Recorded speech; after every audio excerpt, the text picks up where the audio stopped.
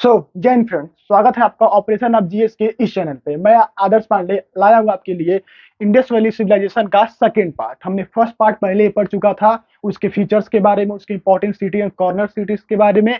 अब हम पढ़ते हैं कुछ important points of Indus valley civilization. ये हमारा सेकंड पार्ट है। अगर आपने फर्स्ट पार्ट नहीं देखा है तो उस वीडियो का लिंक डिस्क्रिप्शन में है, आप पहले उसको जाके देखिए तो आपको सेकंड पार्ट हिस्ट्री का समझ में आएगा।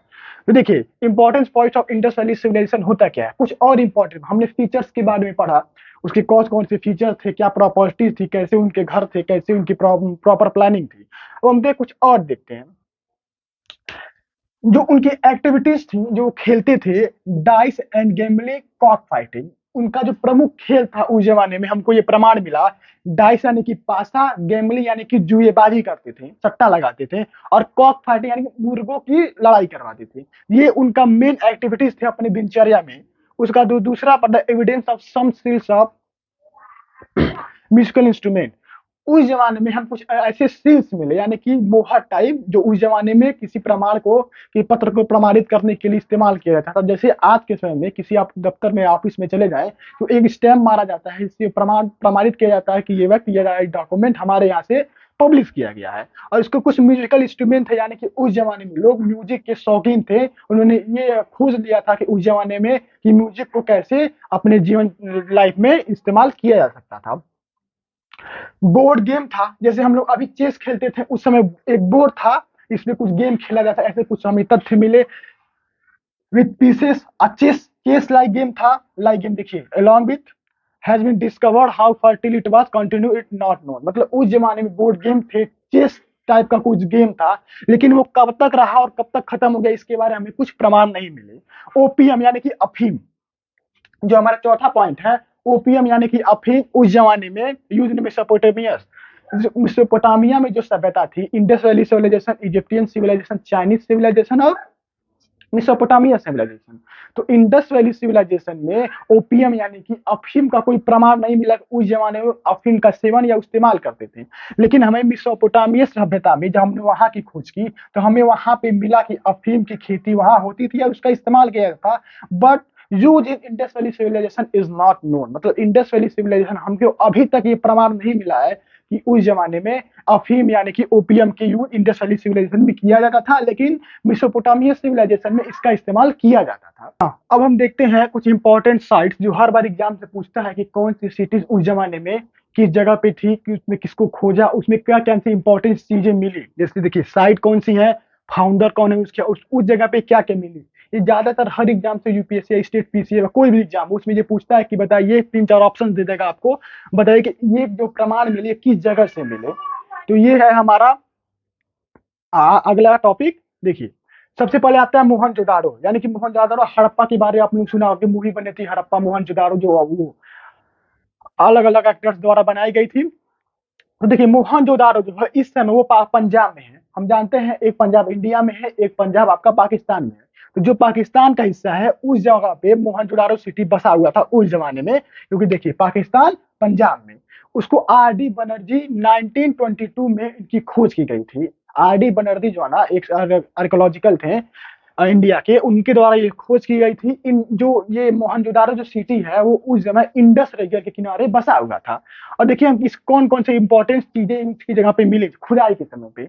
ग्रेट बाथ मिला, यानी कि एक बहुत बड़ा नहाने का जगह मिला। ब्रॉन्ज डांसिंग कल, एक ऐसा स्टैचू मिला जैसे दूसरे टाइप का था, जिसे ऐसा लग रहा था कि ब्रॉन्ज मेटल का था, जो जैसा लग रहा है कि वो डांस कर रही है, ऐसे उसको बनाया गया था। सील ऑफ पशुपतिनाथ, एक सील मिला था। पीस ऑफ वोलन क्लॉथ, यानी वोमेन क्लॉथ, एक महिलाओं का एक कपड़ा मिला था।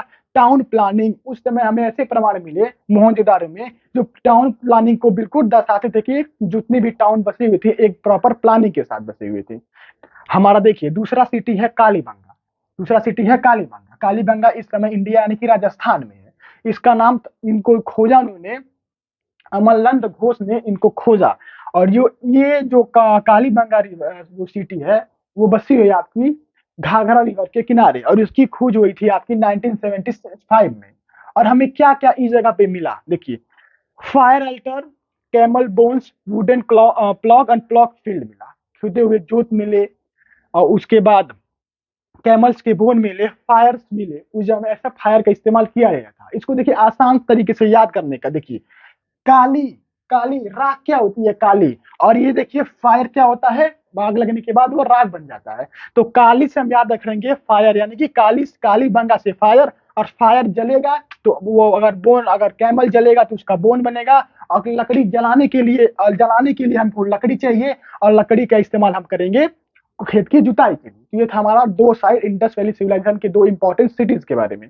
अगर आपको वीडियो अच्छा लग रहा है, आपको समझ में आ रहा है, तो वीडियो को जरूर से लाइक कीजिए और चैनल को जरूर सब्सक्राइब कर दें, क्योंकि देखिए यहाँ पे मैं ऑलरेडी लिख के रखा हूँ कि प्लीज इसको सब्सक्राइब जरूर कर दें। देखिए अब जो हमारे दो और इंपॉर्टेंट सिटीज हैं उसको देखते हैं। अगला आता है धोलावीरा। धोलावीरा जो पड़ता है गुजरात में, यानी कि रण ऑफ कच्छ का जो इलाका है वो धोलावीरा सिटी था उस समय इंडस वैली सिविलाइजेशन में। इसकी खोज थी जेपी जोशी ने। जो ये धोलावीरा सिटी है वो लूनी रिवर के आसपास बसा हुआ था, क्योंकि हम जानते हैं इंडस वैली सिविलाइजेशन या कोई भी सभ्यता किसी न किसी नदी के किनारे ही बसा हुआ था। जो इंपॉर्टेंट सिटीज होंगी या उस इलाके में जो इतने भी शहर होंगे वो किसी न किसी नदी से जुड़े ही होंगे, ताकि उनको ट्रांसपोर्टेशन में और उनके जीवनचर्या के लिए जो पानी की आवश्यकता थी वो पूरी हो सके।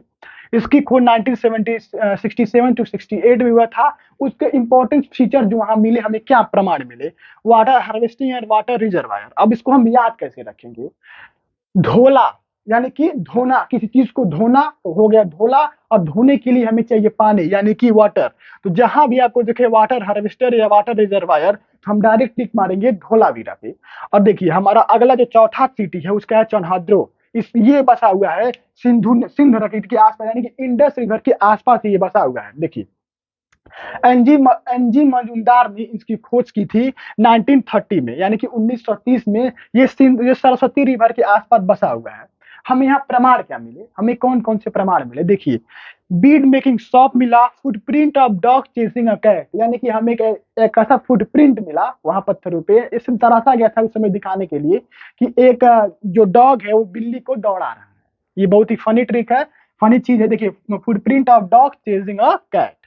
ये अब हम देखते हैं इसके अगले पार्ट्स को। अगर वीडियो अच्छा लग रहा है तो प्लीज वीडियो को जरूर लाइक कीजिए और चैनल को सब्सक्राइब कीजिए। अब हम देखते हैं दो और इंपॉर्टेंट सिटीज के बारे में। ये मैं 6 इंपॉर्टेंट सिटीज आपको करा रहा हूँ विथ नोट्स। अगर आप चाहें तो और भी देख सकते हैं, लेकिन ये जो मेन सिटीज है ये यही 6 हैं जिसको एग्जाम में ज्यादातर पूछता है, और हर इंसान को ये जानना भी चाहिए जो कंपटीशन एग्जाम की तैयारी कर रहा है, जो बेसिक नॉलेज भी ले रहा है।